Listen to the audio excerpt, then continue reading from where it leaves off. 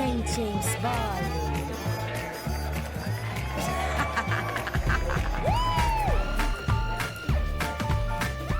Alright guys, gotta stop the party. Hold up. Alright, so first off, hello and welcome to the stream, and once again, for no reason whatsoever, ZombieRub's camera's not here. Give me just 1 sec. There we go. But we're running into some problems, because actually, not everyone here can hear us right now. Not everyone can see us right now. And this may just delay the start of things even further than has already been delayed. RIP. But of course, the real question to start off is, how are you today, ZombieRub? Could be better. How are you? Could be better. All right. I'm in about that same boat right now, if we're going to be honest. But one of the could be better moments pertains here to the stream. So if you guys can see us right now, consider yourselves blessed. Twitch support has still not officially put anything out yet, and they're usually pretty quick about this stuff. But there's a lot of people tweeting issues where streams aren't loading, or the wrong images are coming up, or basically they can't see what you're seeing right now. This creates a big problem because the whole point of the broadcast is A, advertise and make money, but B, to put on a good show and show you guys the content. And we can't do that like this. So if you, for whatever reason, absolutely hate us for this delay, then fuck off. But those of you who are understandable and reasonable, we may have to delay the start even a little bit further, because it is a matter of, well, there's no point in casting games if nobody can see it. True.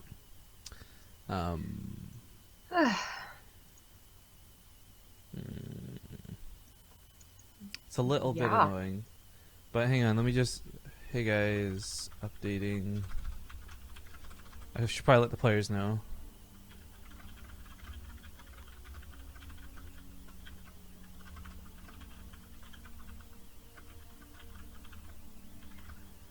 Yep.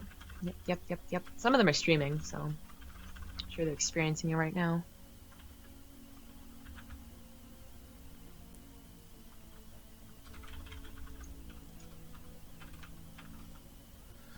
Alright, well, I've let the players know, and, wait, yeah, fuck this guy. Oh, there we go. I was gonna say, that almost sounded like there was no delay for a moment. I was like, there should definitely be a delay, because we do the delay through our site, not Twitch's. Also, aw, you and I are wearing light blue shirts. I'm gonna go put something else on. 1 sec. Okay. You think I want to look the same as some Virginia tart? No, thank you. I don't think we'll look the same. I think we'll look just the slightest little bit different. No, it's okay. There we go. Nope. Oh, that's the wrong shirt. Oh. Or, thank you to the people subbing, if you can hear us. Woohoo! Shout out to the people subbing! Alright, I just threw another shirt on top. There we go. No problemo. I don't believe in twinsies. Anyways, cool thing is, hey, what? My face is back. The fuck? More importantly, I got this really cool, sort of soundproof booth set up behind me. I say sort of here with like a big asterisk. Because I need to extend the right side 1, 2, 3, about 4 blocks wise. So once I have done that, I think it'll be awesome. But it's kind of cool when I I don't know how much this will affect the stream or not, because it's just meant to cut out reverb for stream more than anything else. But it cuts out sound for me. And if I like turn around and talk into that box of shit there, I can't hear. It's weird. Like it's very, very soundproof material. Is all I'll say, I guess. Cool. I'll see you in a few minutes. Yeah, that's stream delay hype. For those that are here, though, speaking of hype, let's talk about something fucking amazing. We just got to announce it this morning, the Gameland Invitational. Woo! Yay! What the fuck is that, Rifkin? What are you talking about? Well, my friends, I'm happy to let you know this is the $10,000 event we've been teasing and talking about and hoping and wishing and discussing that we could share with you all. And it's finally come to fruition. So we have the qualifiers linked inside. I will stress, please, if you have a player that you're a big fan of, that you know, for whatever reason, isn't going to Yonkaping, like, Maybe Puck mentioned on his stream, oh, I can't really afford to go if I don't qualify. Or somebody says that they just hate WCS. I don't know. Whatever the reason may be. If somebody's not going to DreamHack Jönköping, tell them about this event. Because the big thing about this event is all 8 players competing in are going to be provided with flights and hotel accommodations. Meaning that if your favorite player is too poor to go to Jönköping, that's fine. Because we're going to fly them out. Well, we won't. One of the sponsors will. I'm not sure if we're allowed to talk about sponsors yet or not, but one of the sponsors is going to be the ones flying people out and providing hotel stay. What's phenomenal for us is I want to put this like on the record for me because it's not for Zombie Grub. First time I'm ever being paid to fly out somewhere, so it feels so cool. Now, granted, it's within Canada and it's not the same as going across the world, but still, it's the fact that they're paying for our flights. This never happens. A lot of people think that we get invited to DreamHack and this, that, and the other, and like combination. No, we still pay our way for everything, hotels, flights, etc. So this feels really nice. It feels quite good. Yeah. It is pretty cool.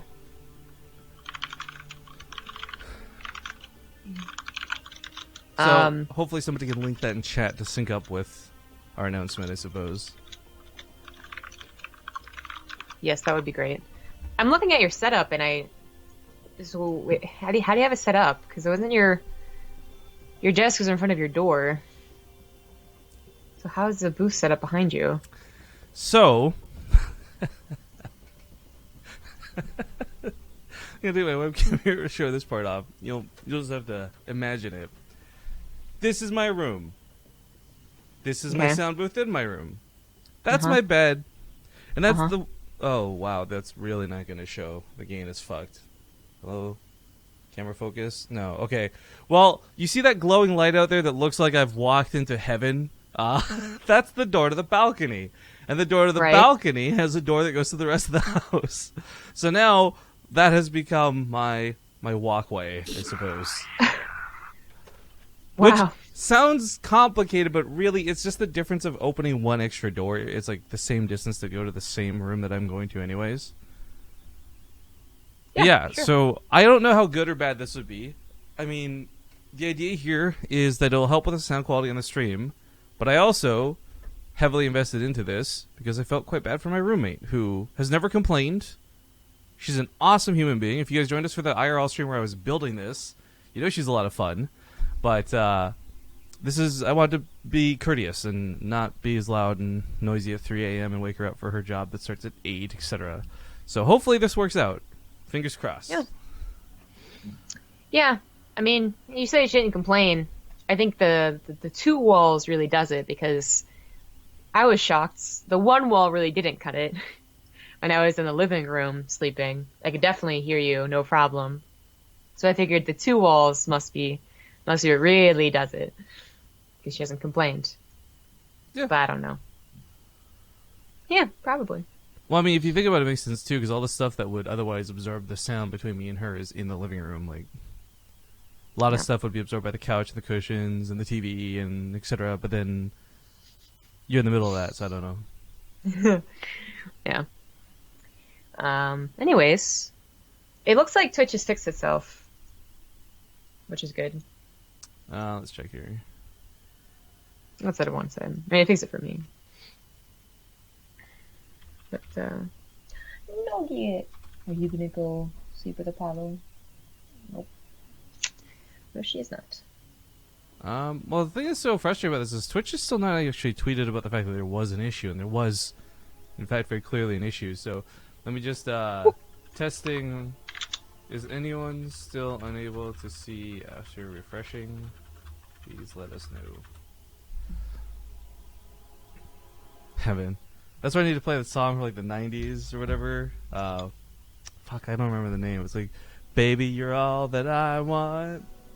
When you're lying here in my arms. I feel like it's always like a commercial or something, but I hate that song. Finding it hard to believe we're in heaven. I don't like that song. All right. Well, you know what? A lot of people are saying it is refreshed and good to go. So let's go let the players know. Hey guys, we can get started. Is bracket final. Because yeah, if the stream's up, that's all. If people can see the stream, that's all that matters at the end of the day. And I feel don't want to delay this very long if we can avoid it. But Yes. it's already a walkover. I guess somebody just gave up during the downtime. Yeah, Microflex double booked, and Keen also just said he couldn't play. So. All right.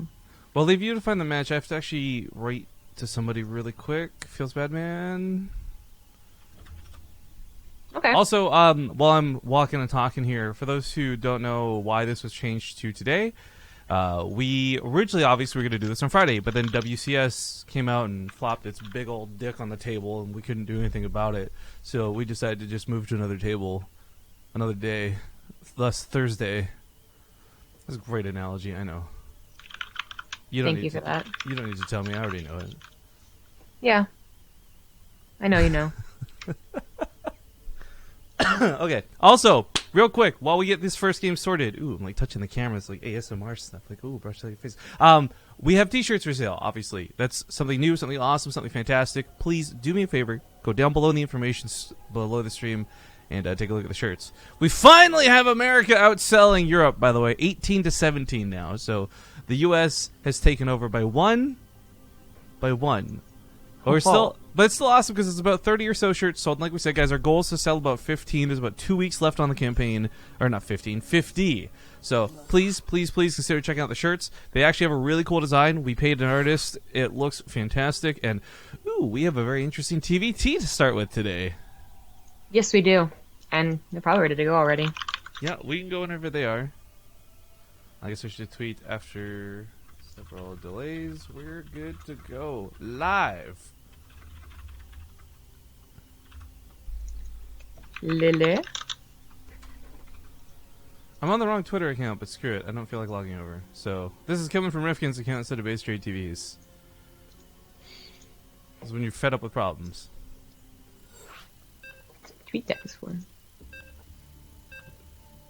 Yeah, why don't you put your tweets on my dick? You know what I'm saying? I don't know, but I tweet about some weird shit. Just giant pairs of scissors all the time.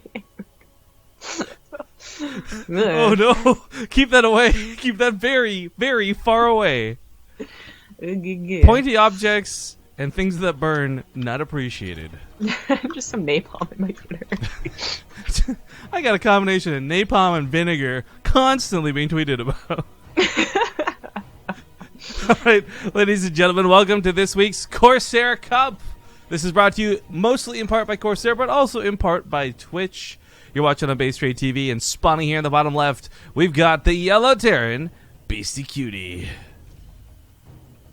In the top right is the red Terran. He is Lillekanin. Oh, this is cool. And better not be an issue. Middle mouse scrolls being funky. So it's actually not cool. No, it's sarcasm. Oh, This is where, like, I'm pointing at my head and pointing at yours, like, you get this. Alright, really cool announcement of an announcement. I was going to wait to talk about this until I had tweeted it, but we'll just throw it out there since we're casting them. Beastyqt's agreed to teach me the ways of bio, specifically in TvP. Do you know why that would be relevant, Zombie Grub? You're going to defeat Todd in an epic battle. Or at least go down swinging. I think you really could. Well, Todd didn't perform so well in the last show match he had to do. Well, regardless of how good or bad Todd does, Beasty's going to give me some off-stream coaching, couple sessions a week, ideally leading up to the caster tournament, and we'll see how good my bio is looking by then. Yeah, that'll be interesting. I'm very curious to see how that'll work. Yeah, I said good in big air quotes, but you guys couldn't see that because my camera is not on. You know, I mean, it certainly helps. Yeah, you know, I'm not saying that it's not going to do anything, but it's going to be interesting. Yeah, it's for that caster tournament. If you guys didn't see, I think the prize pool for that's up to like $3,800, and there's something people really buying into the hype for it. Yeah. If only I had any chance of making, like, actual top 4. I know. Then I'm making big money. Well, I don't know if the prize pool isn't posted publicly yet, but Zombie Grub and I know how it's going to be divvied up, and yeah, top 4 is where all the dollar bills is going to lie. Dollars. I mean, I think I can make it out of my group. One of my inspirations for practicing is not, you know, to baseline not to like do well in the tournament is because I read all the Team Liquid comments and they're like, yeah, I think Funka and some other guy are gonna get out, and I was like, motherfucker, I can beat Funka. You think Funka of all motherfucker? Actually, I think Funkas are on the same level that I am. He's masters in Europe. Well, I would imagine, just to look at the names, like, for me, a lot of people I don't think understand how good Yogo is. Yogo is, like, going to be top 3 without a doubt. Yeah. Like, everyone's talking Pig, probably. everyone's talking Roddy. I'm thinking Yogo, but it'll be interesting to see. Anyways, we have this game finally kicking off into some action with a Reaper and 2 Hellions coming across the map. Now, it's an interesting defiance, I'm going to call it, out of Lillekanin. He's gone for a Widowmine, which worked out really well if this plants itself properly. Most people just put it on the ramp. Well, the problem with even showing it like this is now the Reapers can actually kill it. He knows where it is. The grenades can take it down. Yeah. Well, grenades being such a long cooldown is going to take a little while. Whoa. Is the Reaper nerf finally having an effect on the game? I hear it. Okay, well, it takes it down. I mean, that Widowmine really wasn't... It only gets one shot anyway, so it's got to get a good shot. Well, he immediately placed a reactor on that factory, so there really isn't a lot of production. This could have been much worse if a Cyclone was on the way, for instance. Well, the other part of this, too, is like that Widowmine, if it was on the ramp, it would have definitely hit the Hellion. He saw it positioning, so, like, of course he's going to kill it, right? Either way, for BC, though, the thing he does have to worry about is that Banshee popping here in a moment. He might win the Reaper War, but it's like a temporary win, because the Banshee's going to clean these guys up. Yeah, I mean, he still gets a really nice scout. He's still... Well, he's going to let the Hellion clean it up. And a Widowmine again? That's really weird. I mean, LilyKanaan has all the structures and the add-ons that are totally normal. Well, actually, the reactor on a factory this late is not that normal. LilyKanaan's that really annoying turn. It's just got like that one random Widowmine in like the middle of this ramp in the middle of the map or something. Like, it's good for scouting, but it's so irritating if you're playing against this because you're not usually scanning. You're not usually looking for it. And the Ravens usually aren't even with your army. They're off to the side. But BC's playing mech? ? It's 3-3... Or wait, no, it's not BC. Excuse me. It's double Cyclones on Lillekanin's side of the map. I had the things reversed. I mean, he could. Nope. Never mind, I can't. You still haven't thrown out any more barracks, so you don't know. But now I threw out more barracks. So this is going to be cleaned up pretty fast. Banshee openers just usually don't do what they used to. Not with the popularity of Raven openers. And even the Cyclones don't have a lot of anti-air. A little bit of extra damage can be the difference. So down it goes, and Lillekanin did not commit more to it, despite getting Cloak, which is a little surprising. Can you do me a favor and test? If you middle mouse scroll, I wonder if this is like me. This might be a me mouse problem. So I'm just basically going to ask you to observe this game, independent of my camera, because what's happening for me that I'm wondering what happens to you is like once every like few minutes I go to middle mouse scroll, and it's like in the middle of it I just unclicked it without unclicking it. You know what I mean? I think I know what you mean. It's not happening to me though. Yeah, it's not happening right now either, but it was happening during that fight, for example. I'll just unplug and plug my mouse. That should... There we go. Hopefully fix things. There's a lot of problems with the observers, so... Yeah. I wouldn't doubt it. For those who know, there's been a lot of bugs going on, yeah. Camera and otherwise, but... Also, I forgot to note, we are test driving... or I was going to be test driving Ali's new version of GameHeart. I forgot to swap to it for this game. One of the small additions that they've changed with the new GameHeart, though, is where you guys see, like, this number 1... like one Stimpak's producing, that's relevant. So he's removed them. So it'll be a little bit of a cleaner overlay. It'll still have like 2 and 3, like when multiple things are being produced. But it'll be interesting to see if that looks cleaner or more confusing. How many Stimpaks are being researched right now? This is important. I don't know, Ricken. I don't know. No. I feel like that's like Sesame Street level of like Cassie. You're like, let's count together. One Stimpak. That's it. That's the end. Yeah, that'd be great. Second factory is on the way for LilyKanaan, who is going mech. Man, I played a mech, or I played bio. I don't play mech. But I played versus a mech player that after I got to 4 bases, I just quit. It was an unranked game. That's why I felt okay doing that. But like, I really hate... Yeah, but I really hate... Of course, the ideal world is that you don't let them get to a 3rd base, and then if that happens, well, at least you can stop them from going a 4th base, especially in Legacy of the Void, where they start running out quicker, and then maybe you're still in control of the game. But if they get all the missile turrets up and the sensor towers, and they just play super defensive all the time, like, it's so annoying. So, Beastyqt is going to try and start, piling on the pressure right now. Stim Combat Shield's finishing up 1-1 a little bit later, but eventually. And this is a really critical time. Lillekanin doesn't have a lot of units, but he has a lot of key units. So the Viking's got to be in correct place. And, this one tank could be dropped on, for instance. It's a little vulnerable. Scans going down. Double Raven makes any sort of defensive position easy to break, auto turrets being what they are. So it's very important that Lillekanin with his Vikings is able to pick off these Ravens before they get in there. Because BC, while he might not have a lot, with Stim and auto turrets soaking the shots from the tanks, there's no way his bio doesn't have the damage to break this. But it looks like he's segmenting himself off a bit and just going to go for some harass. I don't know about this. Yeah, questionable. I mean, it can get a lot of CVs. It can actually get a tank or two if the tanks were left alone, which they're not left alone enough. But I think it would have been maybe more useful just trying to break. I mean, it's 2 less turrets. As Beastyqt is trying to break down the back rocks, and he is going to drop on top of that tank. Yeah, problem is Lillekanin had a sensor tower up, so he knew this was coming. Vikings pick off those medevacs immediately. And frankly, if you guys don't know, Hellions are pretty good versus Marines. That didn't go so well. 12 SCVs did die to more auto turrets on the left side and a gas factory, of course. But I guess that might have been worth it, actually. 2 medevacs full of units is a lot, but 13 SCVs. He's just gonna cut his losses. So it's interesting that Lillekanin would choose to play mech on this map, by the way. Regardless of what style of mech you play, because there's air, there's ground, there's Hellion heavy, there's tank heavy. This is still a map that doesn't have a gas at the third. It's got less minerals at the third. This base, well, okay, easier to take, is also not as worth taking most of the time.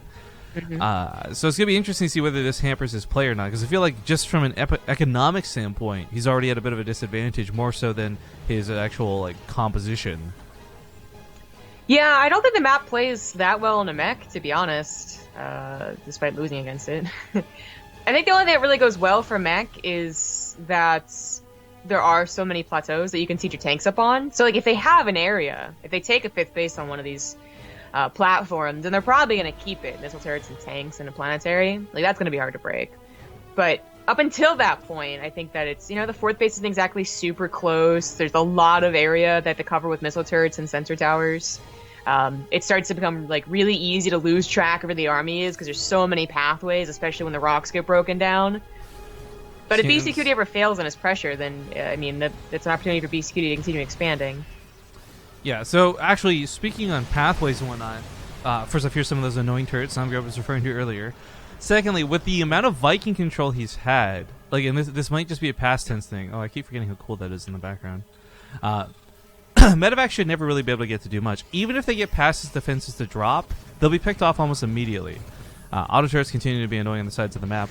But one of the things that I find really interesting is BC's still playing Bio, but he's going to be investing in Ravens himself. Corvid reactors going down. We got a lot of just double, Raven production potentially on the way. I'm really curious about the fusion core. I want to get hyped for battle cruisers, but honestly, this makes more sense for Liberator range if you're trying to break tanks. But it makes no sense to go for Liberators if you can't take your opponent's Viking count on. So I'm really curious what BC's planning to do. Just a different order of things, I suppose? Well, later? Maybe. So for those who don't know, Mass Raven is a really annoying strategy in TvT that actually works really well if executed correctly. Here's the problem, though, and this is a big change since forever ago. And not that BC doesn't know about this or anything. I'm sure he's played this style lots. Ravens at max energy can still only cast one Seeker missile, for example. So if Lillekanin's got this cluster of 50 Vikings, they're not exactly easy to deal with. You're not going to be throwing out that many Seeker missiles or auto turrets or anything to really to fight those. So for BC, it's going to be these really select engagements, which I think is going to be kind of neat to watch. But that's where Lillekanin's defenses really matter. Starting to have forward missile turrets and having things, because he's not going to have anti-air outside of strictly these Vikings. Yeah, and he doesn't quite know that Beastyqt is going for mass air either. He's seen a decent number of buy units continuing to try and poke and prod his 4th base, so it might not. If you don't see anything at all, oh, this is cool. For 4 minutes, I think you're gonna automatically assume they're also trying to get to that air. And it looks like Lillekanin is just thinking about that timing, so he at least is getting 1-4. Excuse me. Man, I got something in my throat today. BC has scattered these Widow Mines around the map, which I just absolutely love. It's going to catch anything trying to leave the base. He really does have control over the map, as well as he should. He also has much better upgrades, a 3-3 on the way, and even upgrading already his air, too. So he'll have a decent air army. With Lillekanin, I think it is just a timing thing. If they really haven't tried to break you Oh, then jeez. you should start anticipating their starports, and he scans even, but he was already making Thors. Yo! This is I know. Okay, so normally we talk about ghosts, and hypothetically, cool, like a ghost can EMP, not a problem, right? You're not going to be sniping mech, who cares? But when you see 3 Ghost Academies, you know that's because they're going for nukes. Yeah. I'm going to need to see how this works. He actually goes in for the air fight prior to any nuke going down, though. A lot of point defense drones. The transformation of the Thor is actually a really nice touch. For those who don't know, they can target fire down the point defense drones and remove them from play. While this goes on, though, he sweeps in from the right side with the bio, pushing into that 3rd CC. The tanks are not positioned to deal with this, and that command center might just go down. Looks like it will. There's not a lot of Marines, but it's not being repaired right now. Oh, There's no BC medevac, so every stim hurts, and he can't take on that main army. So BC's going to lose this fight if he stays here. The Thors are going to wreck him. But he did kill the Viking count that was so massively outnumbering him. And still, funnily enough, though, he's losing it. It's 2-1. Well, no, 1-0. The Liberators with range do complicate things for the Thors, even though the Thors are still like pretty good against them with that new anti-air. Well, I guess it's old at this point. Yeah, the Marauders are a bigger problem than the Liberators are. Well, it does hold. He didn't kill the command centers. There weren't enough Marines target firing it, and the repair did go down eventually. The problem is, though, really expensive losses for Lillekanin. Like, for BC to throw away, like, a couple of things here and there, like the Ravens and the Vikings and the Liberators, well, that kind of sucked. Like, Lillekanin did lose a majority of his ground army. Did he? The majority? I don't know if that's the right word. Well, a lot of tanks and Thors went down, right? I guess 3 it did. Thors, It was like, a lot of it tanks. looked like half. I mean, the reason I'm so hesitant is because usually that is true. Oh. Beastyqt put a lot of fucking female ghosts. Put a lot of like emphasis on starport production and nukes and ghosts, and I don't even think he really accommodated his barracks to take care of the bank. And he didn't have much of a bank either. So while he's quickly rising in supply, he's still down 20 army supply. Yeah, you might be right, but one of the issues here is like, okay, some bases might get pushed down. It's still slow pushing army. This nuke isn't going to accomplish much, but it's still cool to see a nuke nonetheless. We don't see these enough unless you're playing co-op, in which case, fuck that! But here comes the nuke to take out the turrets! Nice. 17 SCVs went down as Beastyqt, I mean, probably should have just pre-pulled those, knowing the army is on the way. So, sorry, this is what I was trying to get into before the nuke landed, but BC, like, really overexpanded, right? Like, he took so many extra bases so early. I don't know how bad it is that he's necessarily being pushed back off these, because his economy's been rocking it. But, uh-oh. This is going to be a big one. Lillekanin's not looking at it as natural. Oh, no, he's not. That is a lot of SCVs. Oh, okay, 10 died. Let's not forget the Ghost can still continue to auto-attack for that bonus versus light. Yeah. I mean, Lillekanin never got to that point where he has, like, 5 extra orbitals to scan, and, you know... Actually, you're right. How many... Because he made so many planetaries, he's only got 3 orbitals. Oh, this tank isn't going to kill Ghost in time. That nuke's definitely going to land. It's only landing on the rim. Okay. Still taking out the turrets. I mean, or rather less detection, more detection issues. I don't mind. Now this is where, you know, Sequencer actually does look kind of decent for mech, is when I think you can take advantage of the high ground, whether that's defensively or offensively, is, you know, depending on how the game went. I think usually Lillekanin would have had a tough time getting across the map like he did because he took such an okay fight. You know, good fight, really, that he was able to push so far forward. But he's a little hesitant to continue pushing. I think that he should. He still has a better army supply, and his army, like, maxed out, it can be just simply better than whatever Beastyqt has. I don't know. That's a lot of Liberators, and even the Vikings focusing them down, that biocam's not going to be easy to deal with either. I think the Thors will take him on fast enough. Yeah, in fact, they one up in range of the Thors. Yeah, a lot of point defense drones. Maybe being in range of the Thors was a bit of a mistake. This commander is going to die straight up. That's really unfortunate. BC's actually down in workers by quite a big number, and he's actually churning around. He's not going to take this fight. No, I don't think he can. I think once the army is sieged up on one of these chokes, and there's so many of them, really. Oh, God. Oh, God. Not much you can no, do. don't repair! Don't! Okay. Better decision. Much better decision. It's a shame he didn't have a defensive nuke, actually. That would have been so sick. Take out this army and move on with his life. But he's going to try and base trade this. I thought he was going to use the defensive nuke, really.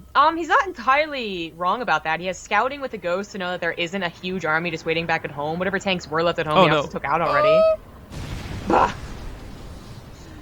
Okay, SCVs. This is turning into a real base trade, you know? But Beastyqt is also not with a lot of SCVs. It might still be hard to break the main base. How many nukes does this man have? Jeez. There's no more on the way. There's no more tanks on the way. 4 more tanks are on the way for Lillekanin. Can he hold his main production? Yo, he's taking out Thors here with some of his leftover army. Attacking the other side of the map. Excuse me. Looks like he won't break Lillekanin's ramp. That's going to be an issue. If he can't fully base trade this, then he's just going to be in a lot of trouble. He's flying away. He's got a sort of ninja base being set up here. Starport's not really ninja base, but I guess ninja production. Almost doubling the army supply, though. Lillekanin is close to being able to segment his army. Where, that's usually Mech's problem, is that if it's 3 tanks alone, then they can't do anything. But 6 and a Thor maybe is a little bit different. You could actually clean this little force up. Planetary is really low from all those nukes, funny enough.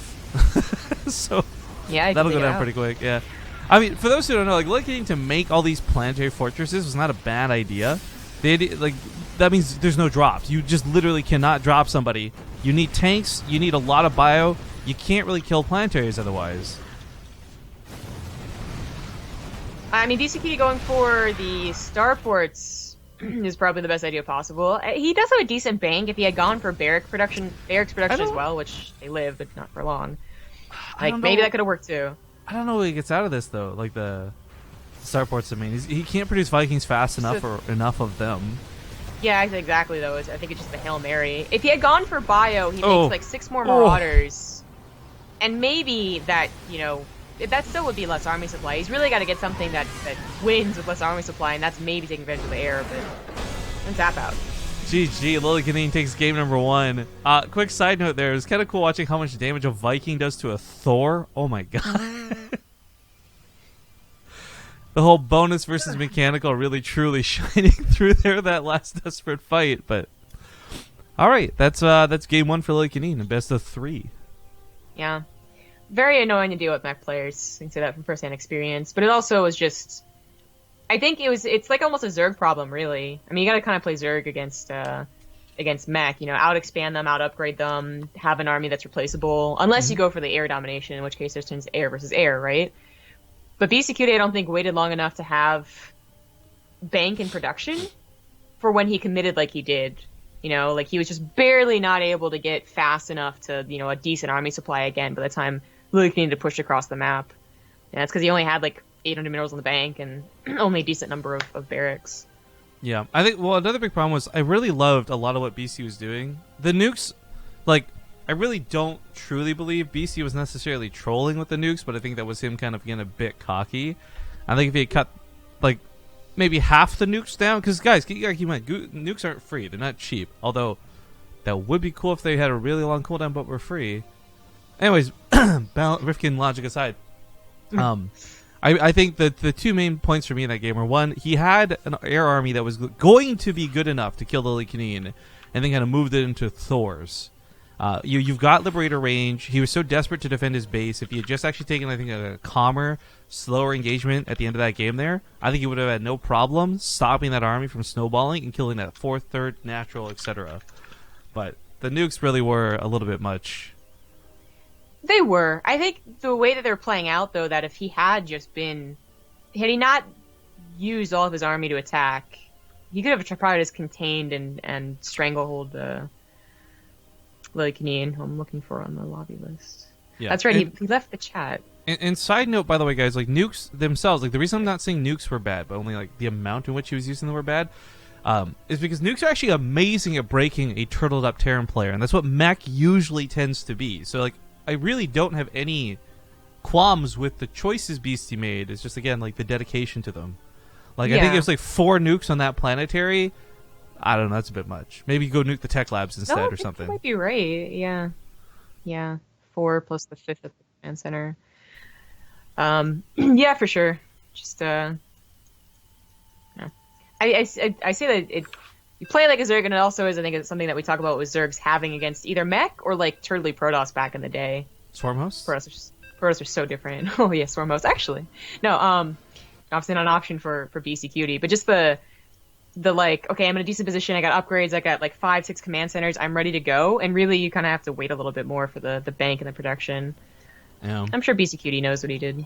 What are you Actually, overcommitted to? I have some crazy thoughts here, but before I do, I'd like to just give some shout-outs and some love to the folks who have subscribed during today's broadcast so far. Thank you very much to Peter Wass for the 28 months. Multalk74656 was a brand new Prime sub. Welcome aboard. Batty Gouge for 2 months. I would prefer not to for 16. Acarassi hit us up for 25 months to say always a good time. Yay for the Corsair Cup. And then last but not least, and most recently, it's going to be Lantaro for that 25-month re-up to say the important 25th month winky face. Nice. Hopefully that gets us all caught up.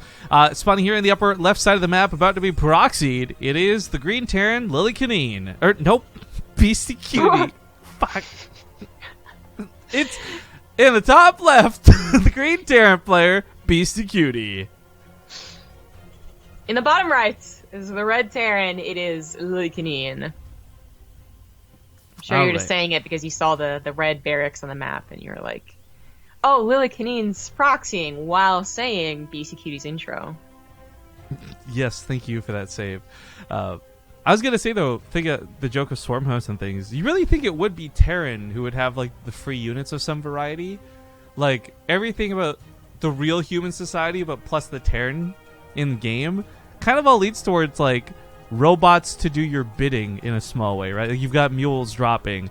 Like, real life, Yeah. we're inventing all these, like, drones and things. How is there not something in StarCraft that's, like, a free unit for Terran other than a mule? Well, even then you have to build it, right? So it's never actually In free. fact, on that note, why can't you just equip a mule with, like, a bomb and then call it down? Suicide Mueller. That's not right. Can we make a Suicide Mueller like a new thing? Actually, that's probably not a fun meme. Let's not do that. But still, like, Yeah, let's not do you know that. what I mean? Like, it's literally falling from space. Just the impact of the mule alone should probably do damage. I mean, we probably have nukes that don't record. Like, okay, if we could do. Okay, why can we call a mule down anywhere? But why does a ghost need to put a red dot on where a nuke has to land? Precision targeting for such an expensive and dangerous warhead. The mule is such like a precision target anyway. Okay, this sucks. He's just barely not going to scout this. Because this is not a conventional proxy. This isn't a couple of Reapers. This, most importantly, SCV's being pulled with this because he wants repairs on those Cyclones. And BC, if he knew this was coming, he'd build his own Cyclones, but he's building a Hellion, and this isn't going to work out very well. So bad. He's also not going to wall? Like, he just left his wall. The Cyclone's going to walk right on in. Maybe This is so bad. I wonder if Lillekanin's accepting coaching offer. No. Whoa! Now No. this is very difficult to hold. I mean, it's nice that BCQD went for a 1 base, so he has all these production facilities, but you really don't have a lot of units that deal with Cyclones early on. Right, and even though the bunkers wouldn't hold up, like if there's 4 Marines inside this bunker, I'm still confident 2 Cyclones would bust it down, but it's not even finished. SCV's gonna get killed. The Liberator's not a bad idea, but 2 Cyclones can actually kill a Liberator, whereas 1 cannot. Right, exactly. Plus, you just dodge it. You know, the wall's open. The only thing that's a bad thing is that BCQD. It's not microing. Okay, well that's bad for him. I was gonna say it's good for him and bad for Lillekanin, but he's not microing. Then okay, he does get almost a surround. Oh my god, it's SCV. SCV's repairing. It's the counter SCV fight. Oh my It god. is. I don't. We haven't seen this too often, so it can't be that abusive. But the proxy cyclone reacting is really brutal. GG. Savage. Damn. Well, that's a great start to the day for Lillekanin, who normally does not tend to go too far into these cups, but taking on somebody like Beasty's no small task either. Yeah. He's gonna advance on to face the winner of a Laser and Tails, but we also might have Mana versus Alive coming up. Ooh, that could actually be really fun. Bring Alive to the European server. Ah, damn, but on the top side, we also might have Denver versus Snoot. And I'm not usually one to jump on ZVZs. That's a sick-looking one, too. Whether we get to cast that or the other series, I don't know. We'll find out when we get back. Alive versus Mana, though, is definitely looking like the choice. The moist matchup. Nope, regret using that word for that description. We're going to go to commercial break, though, guys. We'll be back in a couple minutes. And again, because we had stream hiccups earlier, and I know not everyone was here for it, I do want to once again discuss, real quick, before we go away, the Gameline Invitational. The information's finally been made public. There's some really cool, very legitimate sponsors in part of this. I'm not sure when we can announce those. But the actual tournament's hosted and produced by North by Northeast. It's a music and arts festival, and they wanted to include a section for esports/games. So there's like a little bit, I think, Smash Brothers, a little bit of Street Fighter, but then a lot of StarCraft, which I think is going to be awesome. So make sure to check everything out. There's going to be 8 players. I put a TLDR. I'll just summarize it real quick. 8-player tournament, $10,000 in prizing, June 16th to 18th, Toronto, Canada. And all players that are invited and qualified will have their trips paid for, as well as their hotels accommodated. So make sure to tell your favorite player to sign up for our qualifiers. And we'll see you guys in a couple minutes. Also, who was that real quick? Scotobot! Beep boop! Thank you for the sub. Hey folks, we're back. But unfortunately, not with a match ready to go yet. We do have Fear, Lillekanin, and Liquid Mana all advancing to the round of 8, where they're waiting for opponents. Fear will fight either Bly or Zake. Lillekanin will fight either a Laser or Tails, but if we're going to be honest, that's probably a Laser because he's a badass. Mana fights either Alive or Ziggy. Ziggy's a Polish Terran, if I recall. He won prize money last week for the first time ever, which was cool. Other than that, topside still is really up in the air. Billowee versus Denver, Snoot versus Goblin. I want to assume Snoot wins that, but Goblin can sometimes be really gross to play against. If you guys don't know who Goblin is, he's a guy who will not just like proxy Stargate you, he'll proxy like 5 Stargate you and go like Mass Oracle. Like he does a lot of weird stuff, and it works. Like I say this with a question mark because sometimes, not always. I think he also says that like. I forget which one he does better against, but there's like, because we kept on inviting him to like a ZVP, and he was like, or PVZ, and he was just like, I don't do well against Zerg, but I do okay against Terran. You guys keep inviting me to PVZs, or something like that, because Mass Oracles works better against one than the other. But he's a funny guy to watch. It's not often we find ourselves hiccup like this, because normally what would happen at least is like we'd be behind in the brackets, and I'd be messaging Dares right now being like, hey, can you hold X match, or like make sure Y doesn't start without us, and so we find ourselves in some awesome limbo times. So I'm going to use this time to sell out / fill the downtime. Actually, this isn't even fully selling out. This is more of like a straight up question. Have you seen the Corsair chair announcement? Whoa, which one? I think I did, yeah. Yeah, so if you guys didn't see, Corsair basically announced that they're making like these style of chairs. I don't know what that. There's like an actual name for the racing style of chairs, I guess.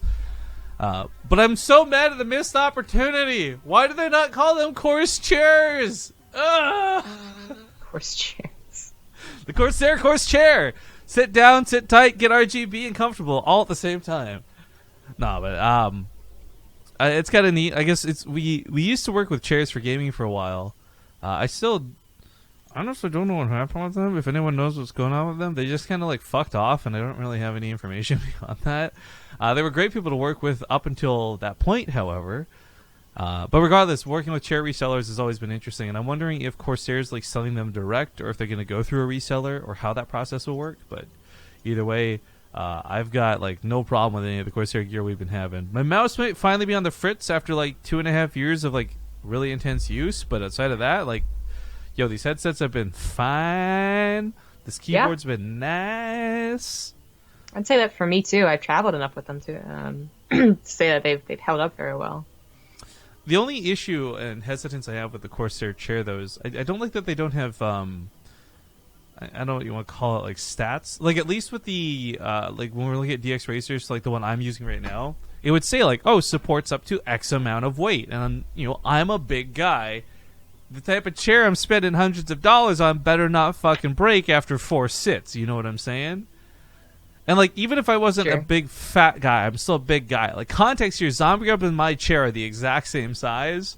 But you can see how little of my chair from sitting on it you can see versus how much of hers you can see very clearly while she sits in it. So this, I will say, this style of chair, the racing chair, pros and cons. I've always hated the armrests. There's cool aspects to them where they're adjustable, and that's nice. But more often than not, all they're doing is catching my fucking cords and ripping USBs out of the socket. Aside from that, I love these chairs, though. They are super duper comfy. So I'm hoping that the Corsair ones are good. Again, I've had nothing but faith in them with their other products, so I'm going to give them the benefit of the doubt and assume these new chairs are pretty rad. But I guess regardless of whether you're looking for a chair, this is the sellout part. Brace yourselves. Buckle the fuck into your racing seat, guys, because here's the sellout part. Regardless of whether you're looking for chairs, keyboards, mice, headsets, anything else, RAM or otherwise, make sure to use our affiliate links down below. When you click on those links, it'll take you directly to the Corsair website. No, unfortunately, it won't offer any sort of cool discounts or anything just yet. Yet, with an asterisk. Ding! But it will give us some reward anytime you guys purchase a product. And most importantly, aside from the literal cents we'll earn on the commission, it'll let Corsair know that you came from BaseTradeTV, and that's the much more important aspect of it. Ding. I'm just thinking, like, price-wise, like, okay, if you're going to buy, like, a new keyboard, a new mouse, and a new headset, that's probably going to be about the same cost as, like, buying a new chair, right? At least an expensive chair. I'm wondering, though, like, when I'm trying to cost value this, like, if I had to pick one or the other, like, I kind of feel like I could get away with, like, a really cheap mechanical keyboard. I've never been too picky about my mice, but I've always been really picky about my chair. Really? I would be the complete opposite. Well, I guess it's because you can sit on anything. I can't. Feels bad, man. I remember I tried to get one of those, you know those giant, like, rubber balls they're supposed to be good for sitting on for your back and stuff or whatever? Sure, yeah. Popped one. Felt fucking horrible. That was back when I was, like, 350 pounds, though. Not like what I am now. But still, like, it was just like, I'm just sitting in the chair. I'm not even bouncing up and down. It's just like...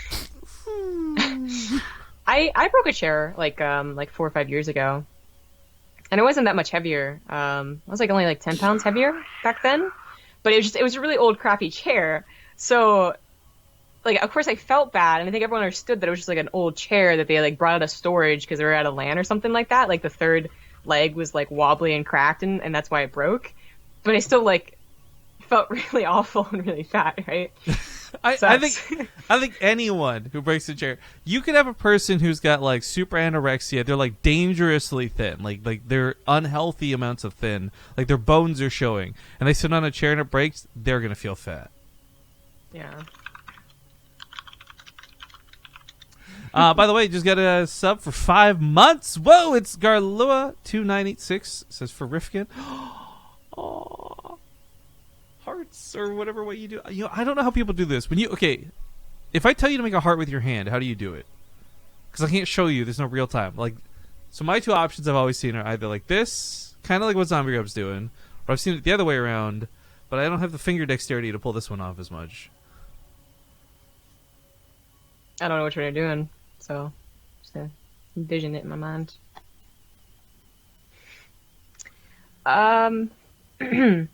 Fly versus Suck is happening. You just want to wait? I guess I'll let you pick. You got the wheel. I'll wait. Billowy did advance over Denver. Yeah, Blind Sock here going to game 2. I think we'll just wait a little bit and get a fresh best of 3.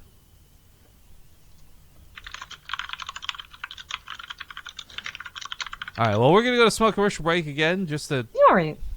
deal with some downtime. Thank you guys for watching. Hopefully this one won't be long, and we'll see you soon.